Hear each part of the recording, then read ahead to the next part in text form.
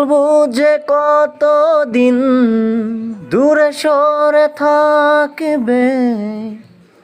আসলে আমি আপনাদের গান শোনাতে আসিনি। আজ আপনাদের মাঝে আমি এমন একটি টিপ দেখাবো যা আপনারা কল্পনাও করতে পারবেন না।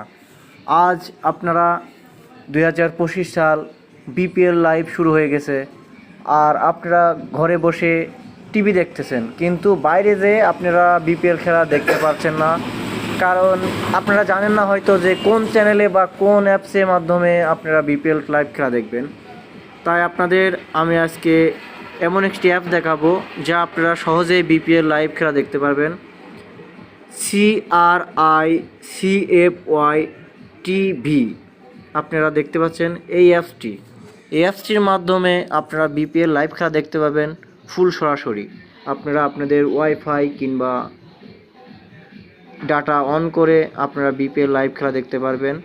আপনারা বিপিএল লাইভ খেলা দেখার জন্য আপনারা এই অ্যাপসে ক্লিক করবেন, ইনস্টল দিবেন। প্রথম প্লে স্টোরে যেয়ে ইনস্টল দেওয়ার পর আপনারা দেখবেন যে যখন যে লাইভ চলবে তখন সেই লাইভ খেলাটি সামনাসামনি চলে আসবে।